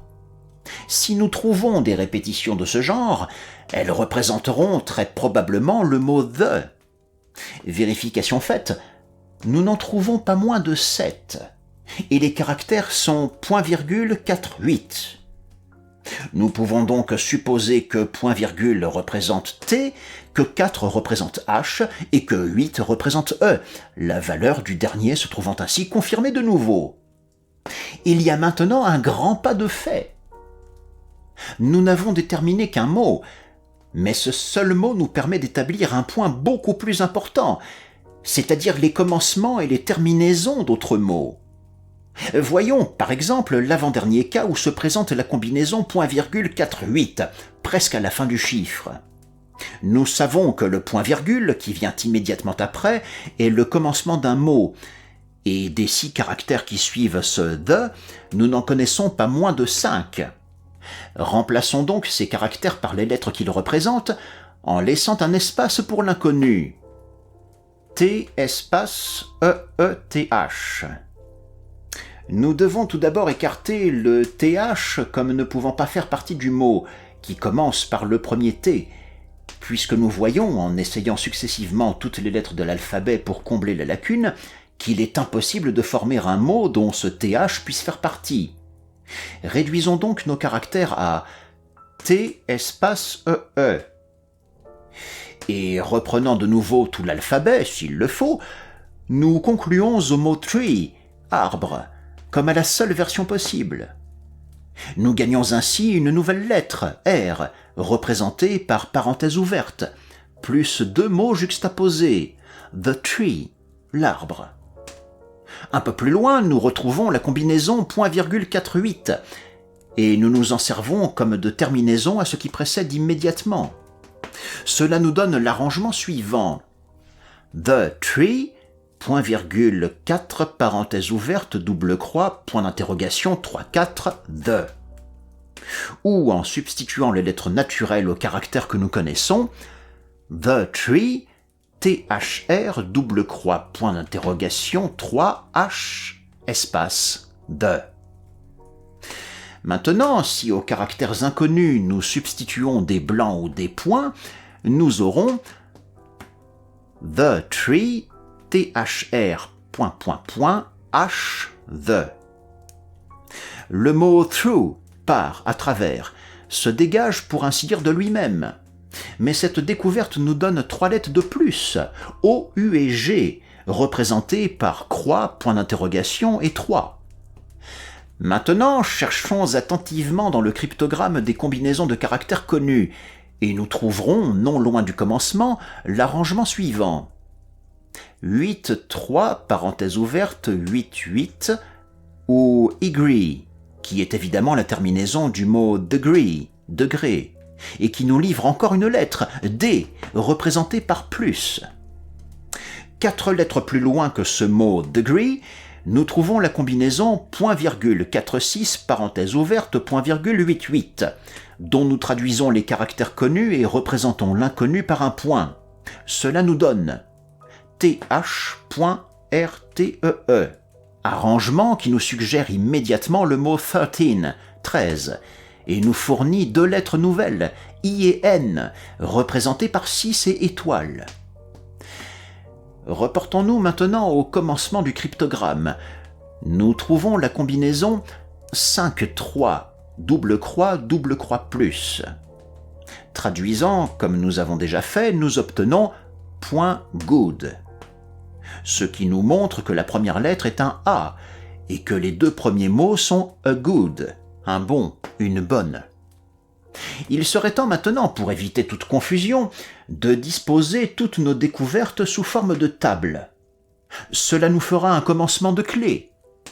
5 représente A, plus représente D, 8 représente E, 3 représente G, 4 représente H, 6 représente I, étoile représente N, double croix représente O, parenthèse ouverte représente R, point-virgule représente T, point d'interrogation représente U.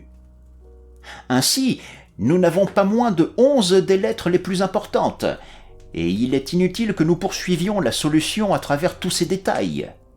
Je vous en ai dit assez pour vous convaincre que des chiffres de cette nature sont faciles à résoudre, et pour vous donner un aperçu de l'analyse raisonnée qui sert à les débrouiller. Mais tenez pour certain que le spécimen que nous avons sous les yeux appartient à la catégorie la plus simple de la cryptographie. Il ne me reste plus qu'à vous donner la traduction complète du document, comme si nous avions déchiffré successivement tous les caractères. La voici. A good glass in the bishop's hostel in the devil's seat, 41 degrees and 13 minutes northeast and by North Main Branch 7th limb east side shoots from the left eye of the Death's Head, a beeline from the tree through the shot 50 feet out. Un bond vert dans l'hôtel de l'évêque dans la chaise du diable, 41 degrés et 13 minutes nord-est quart de nord, principale tige 7e branche côté est, lâché de l'œil gauche de la tête de mort une ligne d'abeille de l'arbre à travers la balle 50 pieds au large. Mais, dis-je, l'énigme me paraît d'une qualité tout aussi désagréable qu'auparavant. Comment peut-on tirer un sens quelconque de tout ce jargon de chaise du diable, de tête de mort et d'hôtel de l'évêque ? Je conviens, répliqua Legrand, que l'affaire a l'air encore passablement sérieux quand on y jette un simple coup d'œil. Mon premier soin fut d'essayer de retrouver dans la phrase les divisions naturelles qui étaient dans l'esprit de celui qui l'écrivit. De la ponctuer, voulez-vous dire ? Quelque chose comme cela. Mais comment diable avez-vous fait ? Je réfléchis que l'écrivain s'était fait une loi d'assembler les mots sans aucune division, espérant ainsi rendre la solution plus difficile. Or, un homme qui n'est pas excessivement fin sera presque toujours enclin, dans une pareille tentative, à dépasser la mesure. Quand, dans le cours de sa composition, il arrive à une interruption de sens qui demanderait naturellement une pause ou un point, il est fatalement porté à serrer les caractères plus que d'habitude. Examinez ce manuscrit et vous découvrirez facilement 5 endroits de ce genre où il y a pour ainsi dire encombrement de caractères.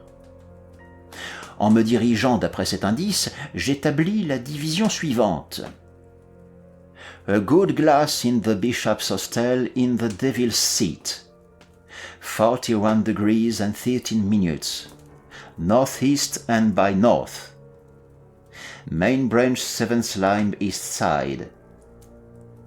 Shoot from the left eye of the Death's Head. A beeline from the tree through the shot 50 feet out. Un bond vert dans l'hôtel de l'évêque, dans la chaise du diable. 41 degrés et 13 minutes. Nord-est quart de nord. Principale tige 7e branche côté est. Lâché de l'œil gauche de la tête de mort, une ligne d'abeille de l'arbre à travers la balle 50 pieds au large. Malgré votre division, dis-je, je reste toujours dans les ténèbres. J'y restais moi-même pendant quelques jours, répliqua Legrand. Pendant ce temps, je fis force recherches dans le voisinage de l'île de Sullivan, sur un bâtiment qui devait s'appeler l'hôtel de l'évêque, car je ne m'inquiétais pas de la vieille orthographe du mot hostel. N'ayant trouvé aucun renseignement à ce sujet, j'étais sur le point d'étendre la sphère de mes recherches et de procéder d'une manière plus systématique, quand un matin, je m'avisai tout à coup que ce Bishop's Hostel pouvait bien avoir rapport à une vieille famille du nom de Bessop, qui, de temps immémorial, était en possession d'un ancien manoir à 4000 environ au nord de l'île. J'allai donc à la plantation, et je recommençai mes questions parmi les plus vieux nègres de l'endroit. Enfin, une des femmes les plus âgées me dit qu'elle avait entendu parler d'un endroit comme Bessop's Castle, château de Bessop, et qu'elle croyait bien pouvoir m'y conduire, mais que ce n'était ni un château ni une auberge, mais un grand rocher. Je lui offris de la bien payer pour sa peine, et après quelque hésitation, elle consentit à m'accompagner jusqu'à l'endroit précis. Nous le découvrîmes sans trop de difficulté, je la congédiai et commençai à examiner la localité. Le château consistait en un assemblage irrégulier de pics et de rochers, dont l'un était aussi remarquable par sa hauteur que par son isolement et sa configuration quasi artificielle. Je grimpai au sommet, et là, je me sentis fort embarrassé de ce que j'avais désormais à faire. Pendant que j'y rêvais, mes yeux tombèrent sur une étroite saillie dans la face orientale du rocher, à 1 yard environ au-dessous de la pointe où j'étais placé. Cette saillie se projetait de 18 pouces à peu près, et n'avait guère plus d'1 pied de large. Une niche creusée dans le pic juste au-dessus lui donnait une grossière ressemblance avec les chaises à dos concave dont se servaient nos ancêtres. Je ne doutais pas que ce ne fût la chaise du diable dont il était fait mention dans le manuscrit, et il me sembla que je tenais désormais tout le secret de l'énigme. Le bon verre, je le savais, ne pouvait pas désigner autre chose qu'une longue-vue, car nos marins emploient rarement le mot glace dans un autre sens. Je compris tout de suite qu'il fallait ici se servir d'une longue-vue, en se plaçant à un point de vue défini et n'admettant aucune variation. Or, les phrases 41 degrés et 13 minutes et nord-est quart de nord, je n'hésitais pas un instant à le croire, devaient donner la direction pour pointer la longue-vue. Fortement remué par toutes ces découvertes, je me précipitai chez moi, je me procurai une longue-vue et je retournai au rocher. Je me laissai glisser sur la corniche et je m'aperçus qu'on ne pouvait s'y tenir assis que dans une certaine position. Ce fait confirma ma conjecture. Je pensai alors à me servir de la longue-vue. Naturellement, les 41 degrés et 13 minutes ne pouvaient avoir trait qu'à l'élévation au-dessus de l'horizon sensible, puisque la direction horizontale était clairement indiquée par les mots nord-est quart de nord. J'établis cette direction au moyen d'une boussole de poche. Puis, pointant, aussi juste que possible par approximation, ma longue-vue à un angle de 41 degrés d'élévation, je la fis mouvoir avec précaution de haut en bas et de bas en haut, jusqu'à ce que mon attention fût arrêtée par une espèce de trou circulaire ou de lucarne dans le feuillage d'un grand arbre qui dominait tous ses voisins dans l'étendue visible. Au centre de ce trou, j'aperçus un point blanc, mais je ne pus pas tout d'abord distinguer ce que c'était. Après avoir ajusté le foyer de ma longue-vue, je regardai de nouveau et je m'assurai enfin que c'était un crâne humain. Après cette découverte qui me combla de confiance, je considérai l'énigme comme résolue, car la phrase « principale tige, 7e branche, côté est » ne pouvait avoir trait qu'à la position du crâne sur l'arbre, et celle-ci, lâchée de l'œil gauche de la tête de mort, n'admettait aussi qu'une interprétation, puisqu'il s'agissait de la recherche d'un trésor enfoui. Je compris qu'il fallait laisser tomber une balle de l'œil gauche du crâne, et qu'une ligne d'abeille, ou en d'autres termes une ligne droite, partant du point le plus rapproché du tronc et s'étendant à travers la balle, c'est-à-dire à travers le point où tomberait la balle, indiquerait l'endroit précis, et sous cet endroit je jugeais qu'il était pour le moins possible qu'un dépôt précieux fût encore enfoui. Tout cela, dis-je, est excessivement clair, et tout à la fois ingénieux, simple et explicite. Et quand vous eûtes quitté l'hôtel de l'évêque, que fîtes-vous ? Mais, ayant soigneusement noté mon arbre, sa forme et sa position, je retournai chez moi. À peine eus-je quitté la chaise du diable, que le trou circulaire disparut, et de quelque côté que je me tournasse, il me fut désormais impossible de l'apercevoir. Ce qui me paraît le chef-d'œuvre de l'ingéniosité dans toute cette affaire, c'est ce fait, car j'ai répété l'expérience et me suis convaincu que c'est un fait, que l'ouverture circulaire en question n'est visible que d'un seul point, et cet unique point de vue, c'est l'étroite corniche sur le flanc du rocher. Dans cette expédition à l'hôtel de l'évêque, j'avais été suivi par Jupiter, qui observait sans doute depuis quelques semaines mon air préoccupé, et mettait un soin particulier à ne pas me laisser seul. Mais le jour suivant, je me levai de très grand matin, je réussis à lui échapper, et je courus dans les montagnes à la recherche de mon arbre. J'eus beaucoup de peine à le trouver. Quand je revins chez moi à la nuit, mon domestique se disposait à me donner la bastonnade. Quant au reste de l'aventure, vous êtes, je présume, aussi bien renseigné que moi. Je suppose, dis-je, que lors de nos premières fouilles, vous aviez manqué l'endroit par suite de la bêtise de Jupiter, qui laissa tomber le scarabée par l'œil droit du crâne au lieu de le laisser filer par l'œil gauche. Et précisément, cette méprise faisait une différence de 2,5 pouces environ relativement à la balle, c'est-à-dire à la position de la cheville près de l'arbre. Si le trésor avait été sous l'endroit marqué par la balle, cette erreur eût été sans importance. Mais la balle et le point le plus rapproché de l'arbre étaient 2 points ne servant qu'à établir une ligne de direction. Naturellement, l'erreur, fort minime au commencement, augmentait en proportion de la longueur de la ligne, et quand nous fûmes arrivés à une distance de 50 pieds, elle nous avait totalement dévoyés. Sans l'idée fixe dont j'étais possédé, qu'il y avait positivement là, quelque part, un trésor enfoui, nous aurions peut-être bien perdu toutes nos peines.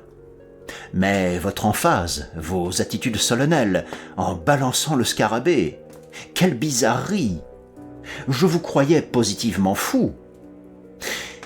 Et pourquoi avez-vous absolument voulu laisser tomber du crâne votre insecte, au lieu d'une balle? Ma foi, pour être franc, je vous avouerai que je me sentais quelque peu vexé par vos soupçons relativement à l'état de mon esprit, et je résolus de vous punir tranquillement, à ma manière, par un petit brin de mystification froide. Voilà pourquoi je balançai le scarabée, et voilà pourquoi je voulus le faire tomber du haut de l'arbre. Une observation que vous fîtes sur son poids singulier me suggéra cette dernière idée. Oui, je comprends. Et maintenant, il n'y a plus qu'un point qui m'embarrasse. Que dirons-nous des squelettes trouvés dans le trou? Ah, c'est une question à laquelle je ne saurais pas mieux répondre que vous. Je ne vois qu'une manière plausible de l'expliquer, et mon hypothèse implique une atrocité telle que cela est horrible à croire. Il est clair que Kidd, si c'est bien Kidd qui a enfoui le trésor, ce dont je ne doute pas pour mon compte, il est clair que Kidd a dû se faire aider dans son travail. Mais la besogne finie, il a pu juger convenable de faire disparaître tous ceux qui possédaient son secret. 2 bons coups de pioche ont peut-être suffi, pendant que ses aides étaient encore occupées dans la fosse. Il en a peut-être fallu une 12aine. Qui nous le dira ?